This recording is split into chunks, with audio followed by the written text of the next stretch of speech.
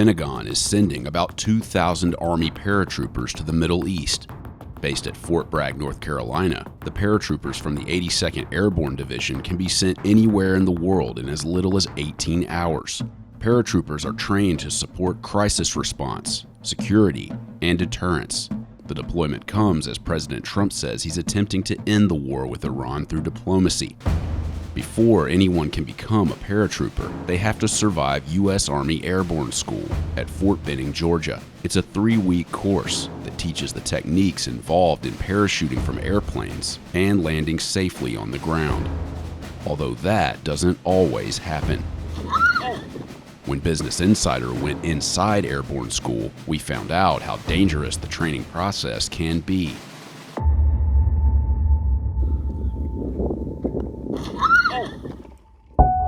When this airborne student collided with a Humvee parked in the drop zone, our camera crew feared she was seriously injured, if not worse. Damn. Hey, sir, what are you doing? Me? Yeah. Filming? You can't. No. An instructor ordered us to stop recording while the medics tended to her. A few minutes later, she was back on her feet and walking without assistance.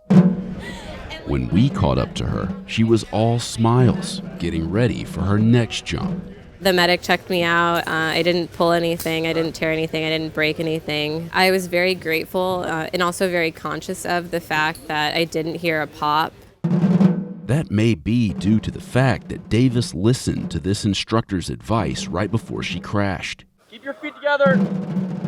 Keeping the feet and knees together is an essential component of executing a safe landing after a jump. Feet and knees together. Feet and knees together. Feet and knees together. Feet and knees together. Feet and knees together. Keep your feet and knees together. Feet and knees together.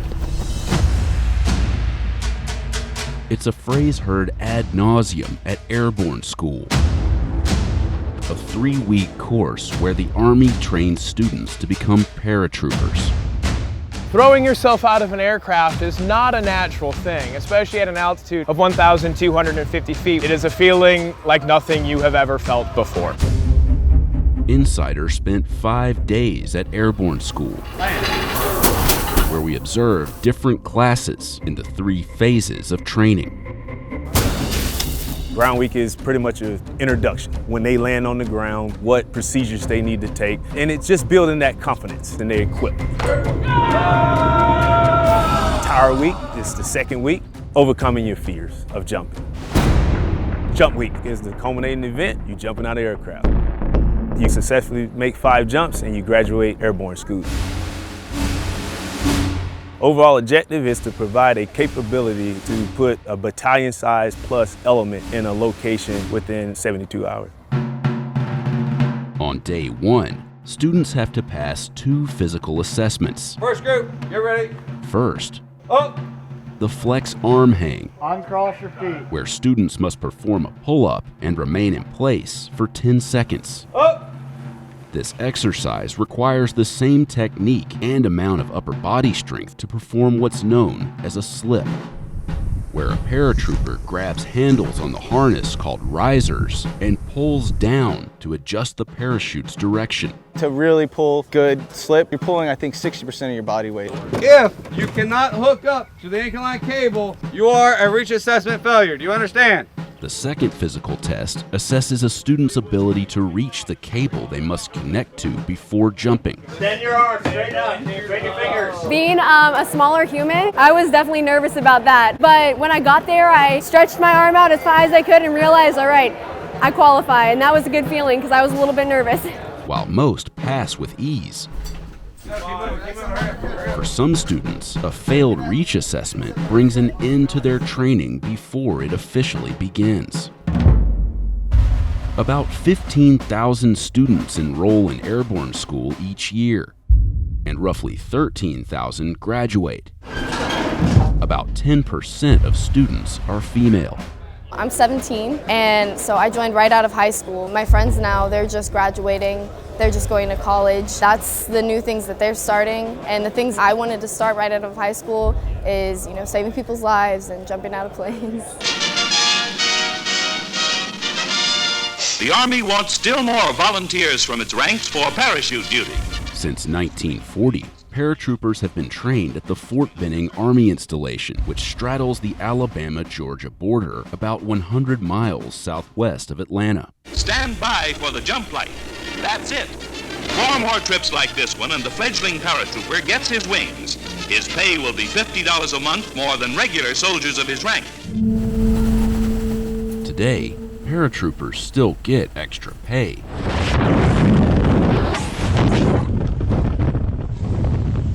Students who graduate from Airborne School get $150 per month added to their paycheck. Classified as hazardous duty incentive pay. Are you gonna grab one parachute and one reserve?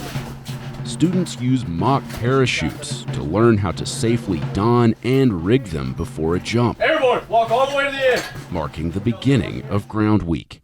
Slap, step, kick, count. The ground week phase gives you confidence in your competency. If you're on the left door, your static line is in the left hand. You don't have to be the strongest or the smartest. Recover. If you can remember to do very specific things at very specific times, you'll be fine.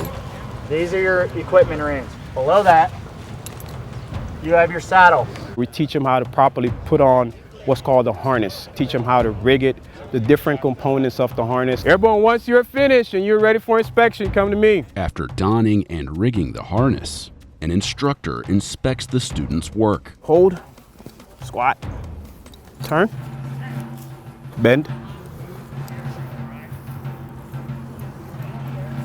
recover, recover, recover.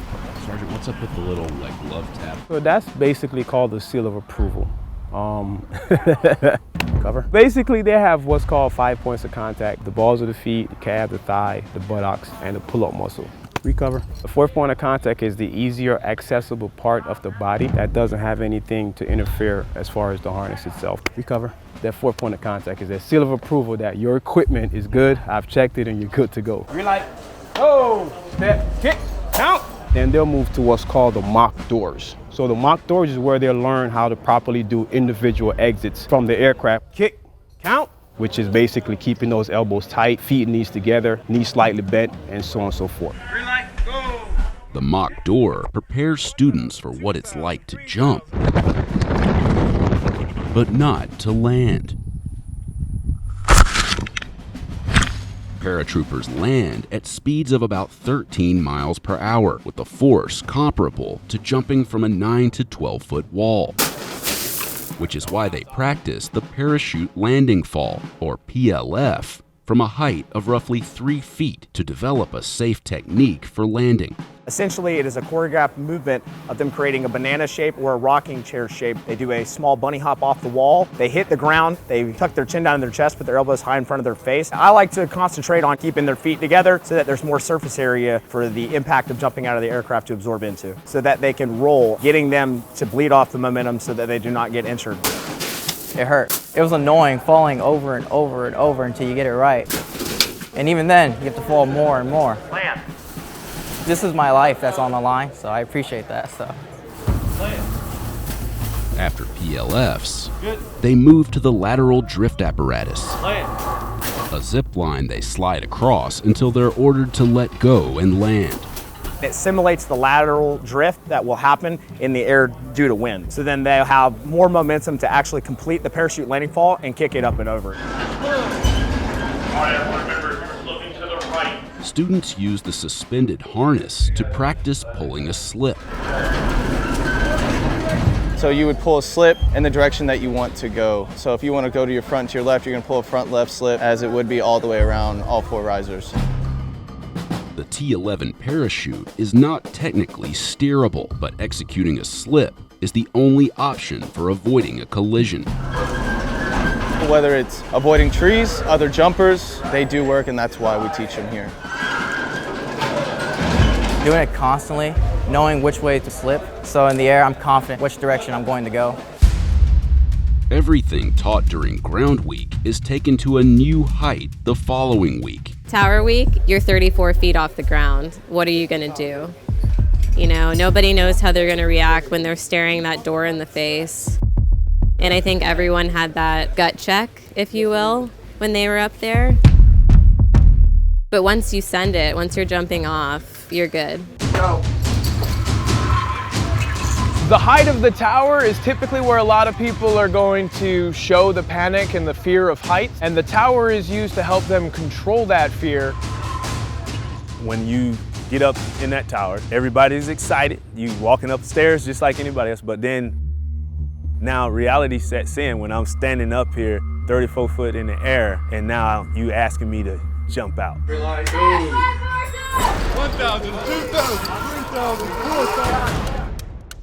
They're going to kick out, creating the explosive power required for them to exit the aircraft, getting a good up 6, out 36-inch exit far away from the aircraft. 1,000, 2,000. As soon as their foot leaves the platform, they begin to count to 6,000. 1,000, 2,000, 3,000. At the end of your 6,000 count, your main canopy will have fully deployed and has begun its inflation process and begun its descent to the ground. You did everything right. Students are observed and evaluated by instructors who critique them until they have developed an exit worthy of a live jump. All right, do it again. I actually jumped the mock tower 22 times just because I just had to perfect it and get it right. You got to kick out a certain amount to get far enough away, and that was probably the thing I struggled with the most. The final exercise during Tower Week is the improved swing landing trainer, an opportunity to practice a parachute landing fall in a more realistic way. It simulates the oscillation and downward movement that you would experience on a normal parachute jump. They will swing until they get into a good parachute landing fall position. In a true parachute landing fall, you are not looking at the ground, so you don't know when you're gonna hit. We don't tell them, I'm dropping you now. We just say, hold what you got, prepare to land. That way they know the ground will be coming soon, they just won't know when. The instructor pulls a cable that causes the student to fall. This is also the most dangerous course when it comes to the actual training. We've seen broken bones, we've seen concussions result from this training, more so than any other training.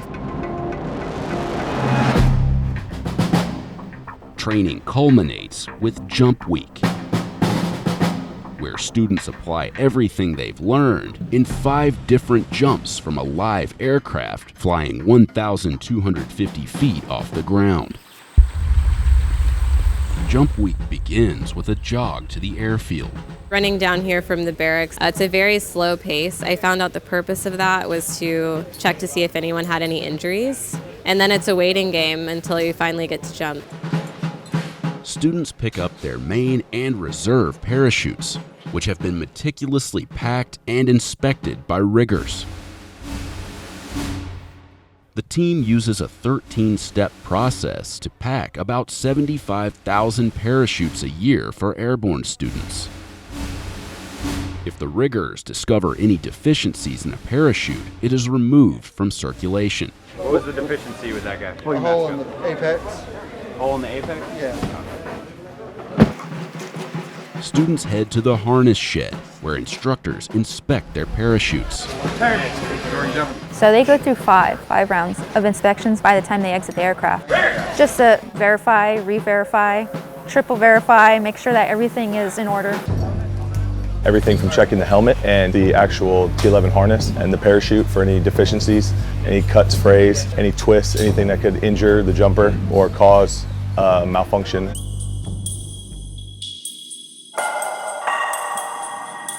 After the inspections, students wait and wait and wait. Their jumps often delayed for hours by weather and air traffic control.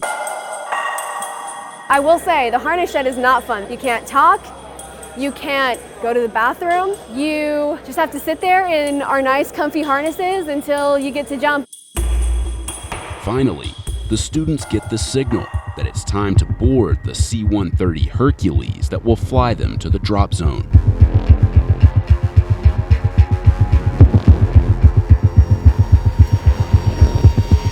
Say hi to your mom. The C-130 flies toward Fryer Drop Zone on the Alabama side of the Chattahoochee River.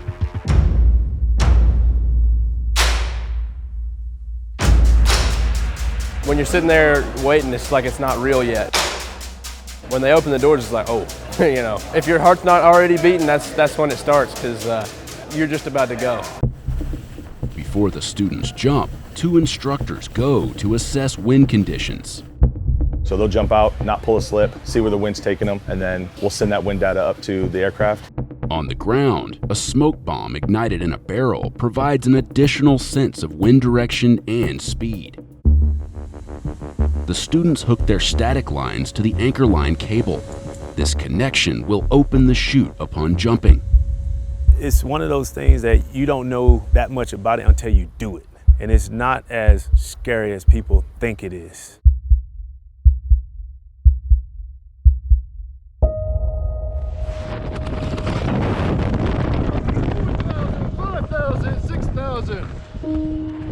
We all have fears. A lot of folks are scared of heights. You know, you hear the stories, possible fatalities, and you allow that to get in your head. But once you get here to the school, you'll see that it's nothing like you ever thought it would be.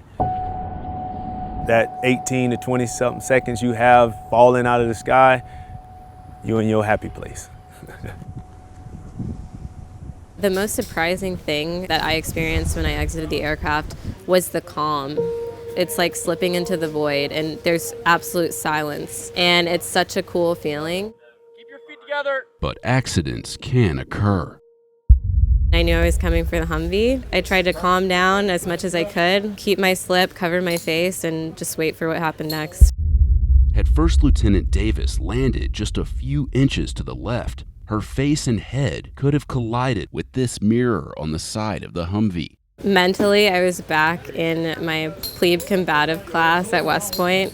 There's a point in the class where you are going to get hit in the face, and you have to prepare for it. And I thought, I'm going to get hit, and I have to prepare. When you jump, you can't have a clear drop zone. We have to have vehicles out there for emergency purposes, and the best you can do is pull a one-riser slip opposite the direction of the hazard, feet knees together, prepare to land. Our next jump was the night jump, so you can imagine a somewhat traumatizing experience occurring, and then I was really trying to just remind myself that I'm good at this and just have faith in the equipment. So how did that one go? It went flawlessly. It was great. Feet knees together. Flawless landings are rare during the final jump, when students jump with about 35 pounds of combat gear added to their load. It was really nice to get it over with on a combat jump, which that isn't fun because you're carrying all the equipment, but once you get out of that aircraft and you realize that being a smaller person kind of aids in bringing you down to the ground a little bit slower, it all pays off. All right, comes in for a nice target landing. Friends and family gather to see the newest class of airborne qualified soldiers graduate after 3 weeks of training.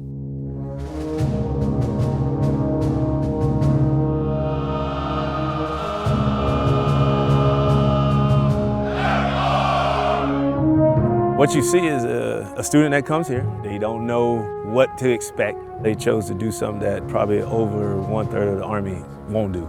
It's something to have this wing on your chest. You have proven that, hey, you jumped out of a moving aircraft. So their confidence just gets greater and greater at each phase of the course. I was afraid of heights, but managed to step up to the plate, jump out the plane, and now I can say that I'm airborne qualified. I've definitely grown in confidence in myself. I'm a signal officer, so I work on computers, and it's very different having a trust that a modem will function versus a parachute opening. I'm the last military member in my immediate family to become airborne qualified, so as my mom would say it, I'm no longer a dirty, nasty leg, so that's fun. What's the leg thing? So a leg is someone who don't have airborne wings.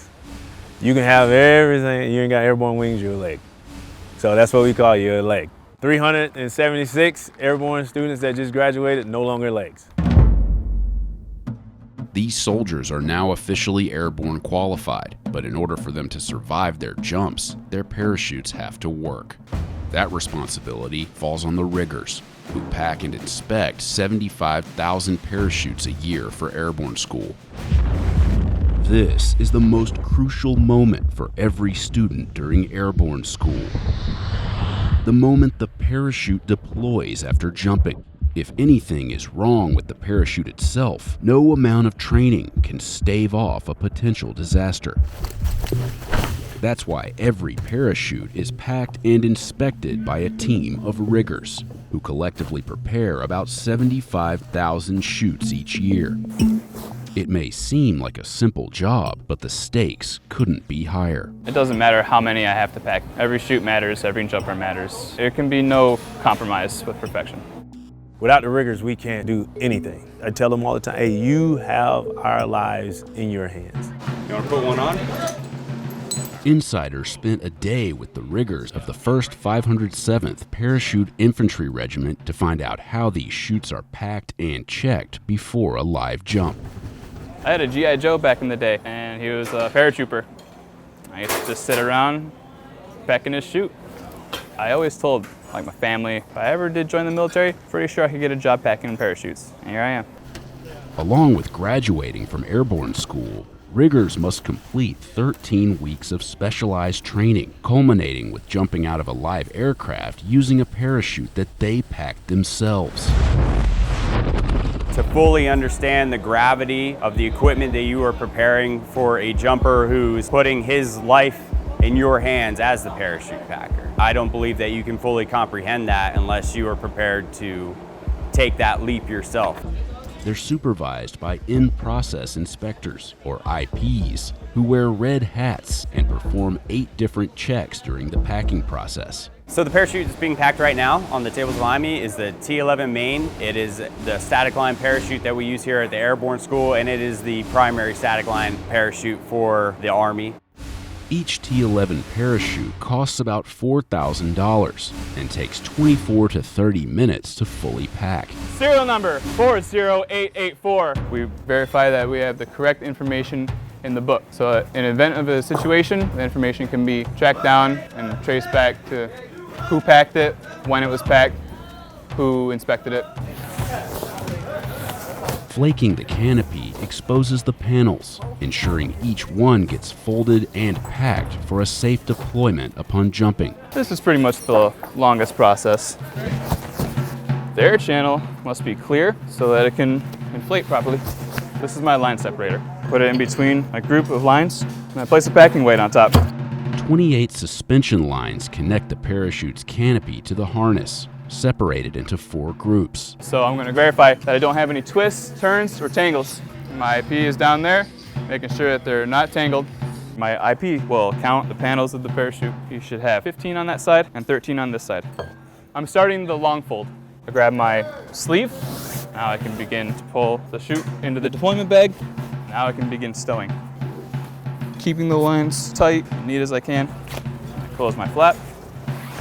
The entire process contains about a dozen individual steps. And down here I take my static line, secure it, and that is the pack of the T11. Each rigger is limited to packing 15 parachutes a day. Due to the severity and seriousness of our job, we want to avoid anybody overworking themselves or overexerting themselves and becoming fatigued, because everybody can only do so much before they start losing the ability to perform at 100%. Each parachute has a service life of 12.5 years before it's removed from circulation. What was the deficiency with that guy? A hole in the apex. Hole in the apex? Yeah. Sometimes, riggers discover deficiencies during packing and take the parachute out of circulation. Chutes that are successfully packed and inspected are sent to a hangar, where students pick them up before donning them. Every step I'm taking, I'm like, hey, this is someone's life in my hands. I know that they would want me to pack a good chute for them. Hell yeah. And make sure that they can get down to the ground safely and make it home to their families at the end of the day. All 2,000 paratroopers headed to the Middle East have one thing in common: they're training at Airborne School.